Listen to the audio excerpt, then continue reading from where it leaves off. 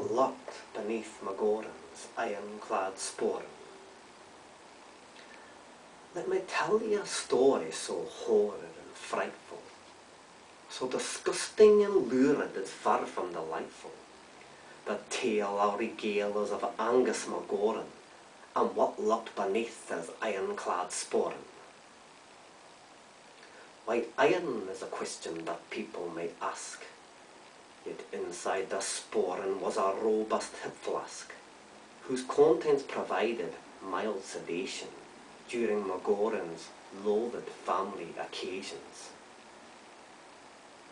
One morn, Angus awoke with a curious itch. The discomfort that followed made his whole body twitch, and no matter how much he rubbed or moved, would make his dreadful condition improve. His morning shopping could be no faster, but ended up in disaster, where his public scratching met such wide disapproval that grannies called security for his removal. Angus knew there could be no more hesitation, and rang his doctors for immediate consultation. Imagine a protagonist's sense of dread when told his usual physician was dead. Desperate times required that you didn't wait. A new doctor's appointment was 12. Angus was now 1 minute late. Yet what he felt next is far from elation. The doctor's was one of the female persuasion. How could she know of a male's proclivities, especially McGorran's unique sensitivities? The symptoms led to a nasty infection, and demanded Dr. Susan's closest inspection. This man was reaching the limits of trust. He shrieked, "Go down there south if ye must!" Secretly frightful women, of which there were legions, would ne'er again sample his famed nether regions. What she saw is subject to dilution, as it would test the bounds of your constitution. Something as horrible, cruel she's never seen since. A diabolical vision that made her wince. The doctor tweaked to the left, then she tweaked to the right. McGorran screamed, "You tweak any harder yearn for a fright." Dr. Susan assured she was doing her best. The whole situation proved a formidable test. With his mysterious ailment yet to be solved, a scraping procedure was to be involved. "What happens next," she chirped, "won't hurt a bit." McGorran believed her. What a stupid twit! The pain was akin, from what I've heard said, to pulling your foreskin over your head. Angus felt his life was draining away, regretting the many women with which he had strayed.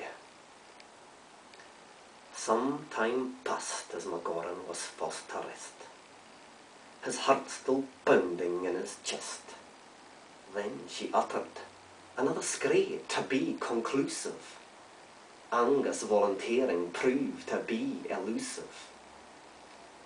Yet the doctor warned in tones unforgiving of a future so bleak a want worth living.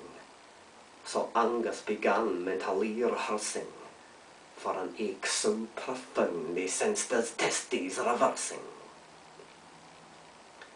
"Just a wee bit," she soothed, "this will sting."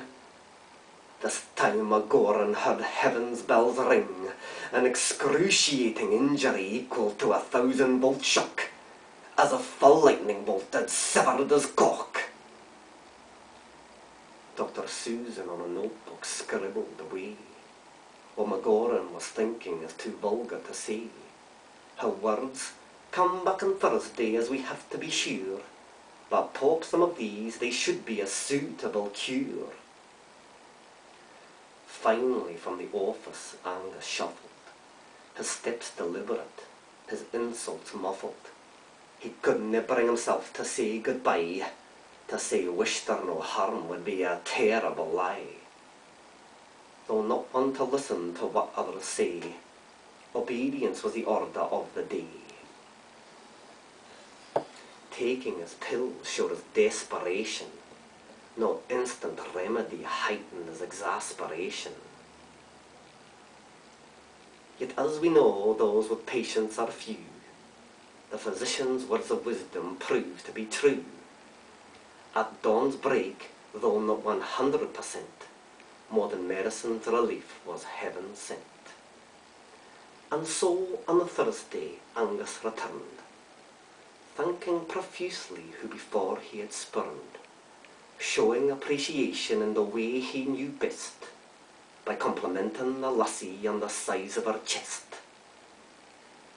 And so brings the end of my sobering story. Life's realities are gruesome and sometimes gory. We'd all do our best to avoid Angus's trap. An iron-clad sporran is no defence from the clap.